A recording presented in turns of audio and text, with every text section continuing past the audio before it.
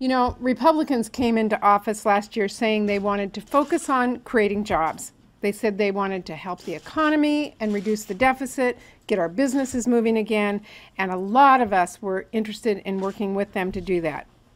Well, what have they done this past year? They put ideology over the economy, and they put party politics over sound policy. And again, and again, and again, they have put one thing above everything else: cutting health care for women. Doesn't make sense, and they won't quit.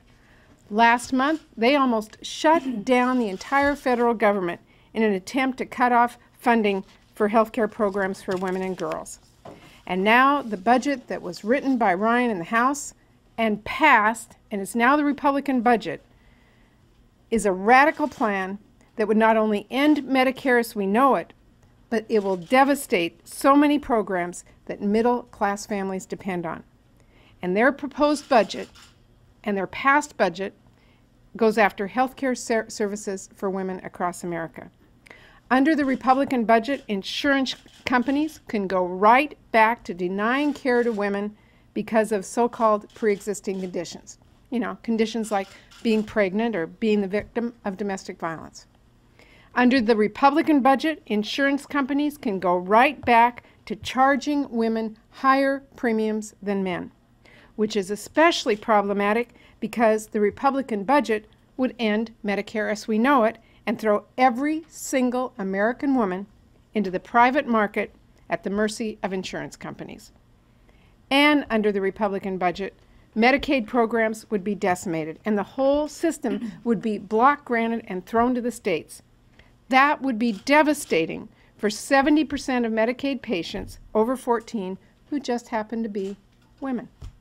So I'm proud to stand here with my Democratic colleagues to say, not now, not ever. It wasn't women and children who got us into this mess, and we are not going to allow Republicans to try to balance the budget on their backs. We do need to cut spending responsibly. Everyone understands that. We're all working to do that. In fact, I wish Republicans would start working with us to end tax breaks for oil companies and billionaires before they even think about cutting health care to women. You know, budgets are about priorities. They are about values, and they are about real people, not just numbers on a page.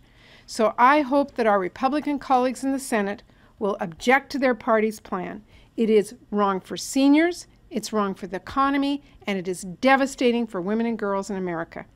We're here in this room because we're sending a message. We're not going to give up.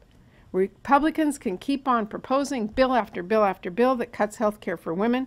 We're going to come back and fight them every time, and we're proud to stand up and do so.